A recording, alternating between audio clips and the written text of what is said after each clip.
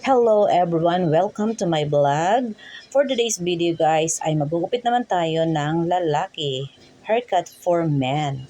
Ayan po ang ating gugupitan ay si Mark. Isa po siyang member ng One Dream One Music at siya ay isa sa Vice President ng grupo ng mga kabataan na nagbibigay ng kanilang skill sa pag-awit, pagdadrama at kung ano-ano pa na kaya nilang ipakitang talento. Sila po yung mga kabataang nag-perform last July 15 sa aking mini concert for a cause, yung bilang celebration ng ika-10th year anniversary ng Hilda Salon de Fashion. Ayan po, at ang tawag po sa haircut niya ay mullet or comma. So, ewan ko kung tama po yung pronunciation ni Ate Hilda. Mullet, M-U-L-L-E-T. Ayan, or comma na nakita niya lang po sa Facebook.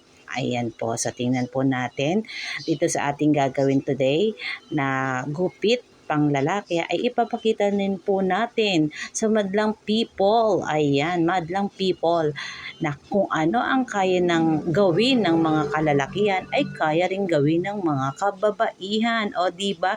Buhay pa ang lahi ni Gabriela Silang. Charot. So ayan po, at ipapakita natin ang ating kaalaman sa gupit lalaki. Ayan, hindi man po tayo ganun kahusay hindi man po natin kayang tapatan ang galing ng mga barbero, pero ang masasabi ko lang, kaya po rin nating gawin, o di ba? Yan, kung ano pong kaya ng sa panahon po natin ngayon, karamihan po na nagagawa ng lalaki ay nagagawa na rin po ng mga kababaihan. Patunayan natin yan mga girls, mga nanay, ayan, mga ating na kaya nating itayo ang bandila ng mga kababaihan, whatever happen. 'Di ba?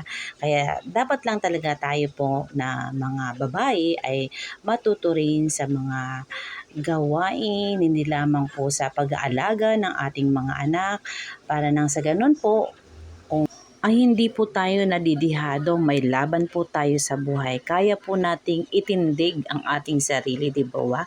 Mahalaga po sa ating mga babae, lalo po sa panahon ngayon na marami po tayong alam. Kaya kung meron man tayo pong skills na maaaring i-develop natin, na maaaring gamitin din natin sa ating pagpapalago sa ating sarili at nang maging kapaki-pakinabang po ito sa ating pamumuhay, di po ba? Kasi di ba alam naman po natin na ngayon po ay hindi sapat na lalaki lang ang kumikita sa sobra pong mahal na mga bilihin, di po ba mga kananay? Relate po ba kayo? Sa sobrang mahal ng mga bilihin, minsan pag lalaki lang po ang may trabaho ay hindi po sumasapat, kaya kailangan po tayong mga babae ay marunong din pong dumiskarte, di po ba? Napakalaking advantage po kung nagtatrabaho si tatay at si nanay naman ay may kaunting pinagkakakitaan, ay naku naman, ay siguradong makakapagpatapos po tayo ng ating mga anak, di po ba?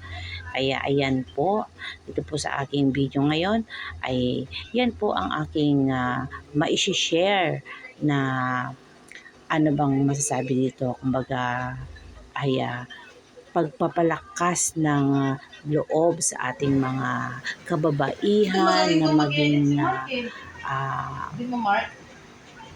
malakas bilang isang nanay, di po ba? Na hindi lamang tayo nakaasa sa ating mga asawa, di po ba? Kailangan may sarili din po tayong diskarte sa buhay. Ayan po. Para naman po, lalong-lalo na po, kagaya ko na isang single mother, 21 years na po single mother, na itaguyod ko po mag-isa ang aking mga anak sa pamamagitan lamang po ng gunting at suklay. Ayan po, gunting at suklay po ang bumuhay sa aking mga anak, at ngayon nga po ay may mga sarili-sarili na rin po silang pamilya. Ayan, kaya sa Ate Hilda po, pa-vlog-vlog na lang, ganon, di po ba? At the same time, nagsishare po ng ating skills, ng ating konting kaalaman sa ating larangan. Yan naman po talaga yung ating goal, Di po ba? Yung ating purpose sa buhay. Ayan, isa po yan sa masasabi. At may pagmamalaki ko po na sa aking trabaho, I found my purpose in life. Di po ba? Dito po, masaya po ako sa ginagawa ko na nakakapag-share po pumapasok ako na ng pala si aking ano ngayon. ng aking konting alam, ng mga tips, di po ba, sa ating mga baguhan at gusto ring matuto sa ganitong klaseng hanap buhay sa pagkukulay, pagme-makeup, paggugupit. Ayan, ayan na nga po at malapit-lapit na pong matapos ang gupit ni Mark. Ayan, bago po matapos ang ating talambuhay ay tapos na rin po ang paggupit. Charot! Ayan po, andito na nga po tayo sa kabilang side. Ayan, manipis-nipis lang po dito sa bandang baba. Ayan. Ganyan lamang po. Actually po, madali lamang maggupit at sa una lang po, pag hindi pa tayo masyadong sanay, medyo mahirap. Ang kalaban lang naman po natin sa ganitong trabaho ay ang sarili natin. Ayan. Kapag po nakapagkupit na tayo ng mga 10 na ulo ng dire-diretso, after that po ay talagang marunong na tayo kasi ang kalaban po natin yung kaba eh. Kailangan munang matanggal natin yung kaba natin, yung takot natin bago tayo matutong magkupit. Kasi minsan pag may takot tayo, hindi po natin nagagawa yung gusto natin gawin. Di po ba? Siguro po kahit ano namang trabaho, ganun po, kailangan tanggalin muna natin yung ating kaba at takot upang magawa po natin ng tama. Ayan, o sige po. Siguro naman po ay kahit paano nabigyan ko kayo ng kaunting tip. Di po ba? Kung paano natin magagawa ng tama at maayos ang isang bagay. Ayan po. Ayan po si Mark. Ayan. Isa sa mga guwapito, Nax. Guwapitong bata sa One Dream, One Music. Ang mga kabataan na may mahuhusay sa kanilang larangan at nahasa ang kanilang galing sa sining nang dahil sa kanilang director na si Sir Mike Cumea. Ayan, big shout out po kay Sir Mike dahil po sa tulong nila ng One Dream ay nabigyan po ng napakagandang selebrasyon ang Hilda Salon de Fashion sa kanyang ika-10th year anniversary. Actually, hindi ko naman po talaga naisip na mangyayari yon pero po dahil sa pag-alok sa atin ni Sir Mike na baka gusto ko magpa-mini concert. So, nangyari nga po yung mini concert for ako. Sana po napanood niyo po yung aming mini concert for Akos na in-upload ko po. Kung pwede po, panoorin niyo po yun. At makikita niyo po talaga yung mga iba't ibang talento ng mga batang ito. Ayan, ng One Dream One Music. At meron din po silang YouTube channel, ang One Dream One Music. Paki-follow din po sila, paki-subscribe po ang One Dream One Music. At doon po mapapanood niyo po ang kanilang mga performances. Ayan. Okay, ayan po, matatapos na po. Ayan, so papakita po natin ang kagwapuan ni Mark. Ayan, pasalamatan ko na rin po ang mga client ko, yan, mga regular client natin dyan na patuloy pong nagtitiwala sa serbisyo ni Ate Hilda. Meron po tayong mga client na since high school pa lang po nang una kong hawakan ang kanilang mga buhok. Ngayon po may mga anak na, meron na po diyang engineer, may attorney na po, ayan. So maraming salamat po talaga sa mga client ko na mayroon na pong 15 years, may 17 years na po na client ko. Kung hindi po dahil sa inyo ay hindi po aabot ng 10 years ang Hilda Salon de Fashion. Thank you so much po sa inyong patuloy na pagtitiwala at suporta po sa atin. Ganon din po hanggang sa pagre-reels ko po, pag sa FB page ko po, nandun pa rin po kayo,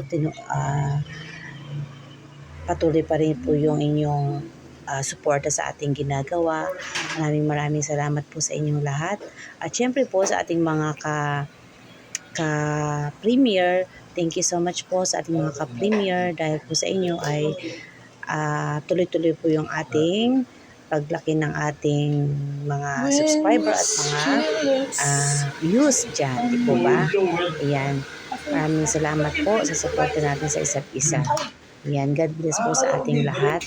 At tuloy lang po tayo sa ating ginagawa, sa ating laban upang at ano man po yung gusto nating makamit dito sa ating sa pag-YouTube natin ay darating po din yung makakasungkit din po tayo ng isang video na magbabiral kaya di po ba? Kasi minsan di naman natin di natin inaakala na makakasungkit tayo. Kaya wag tayong titigil, tuloy lang po. Ano po? Ayan, at huwag po tayong magpaka-stress. Gawin naman po natin itong libangan kasi kumbaga habang may iba tayong trabaho, iyan, ito ay magiging lang natin, libangan. At the same time, naglilibang tayo, kumikita, di ba? Kahit sabihin natin pa konti-konti lang yan, okay lang po yan. Kasi kumbaga sa puno ng mangga, magtatanim muna tayo, aalagaan yung ating puno ng mangga, aabutin ng 5 taon, at pag po nagbunga ang mangga, sako-sako, di po ba? Kaya tiyaga-tiyaga po, wag maiinip. Continue naman po. Ano po? Ayan, talo po natin pagkusahin. Mag-isip tayo ng mga content. Ayan. Thank you so much. Ayan na po si Mark. Ayan, si Mark Curry. Ayan, kag-graduate lang po niya ng grade 12. Ayan, college po yan si Mark. Ayan. Maraming salamat po, guys. Thank you so much. Thank you for watching. Ayan, enjoy life. Enjoy lang. Ayan. Pag kumakalimot kay Lord. Ayan. So, ayan po ang mullet or common na gupit. Di po ba? Medyo maiksi pa kasi ang hair ni Mark sa taas. Dapat po yan, medyo mahaba-haba pa yung bangs niya. Pero since maiksi pa talaga yung hair niya, kaya ganyan pa lang. So, hinabol-habol na lang po natin yung style ng comma or mullet. Ayan. Okay pa. Hindi po kami nag-usap ng kulay ng damit ni Mark. Nagkataon lang po talaga. Ayan. Kung hindi pa po kayo nakapag-subscribe sa aking channel, please subscribe. Pindutin na po yung subscribe, like, and share. Ayan po. Thank you so much guys. See you next time. Bye. God bless to all.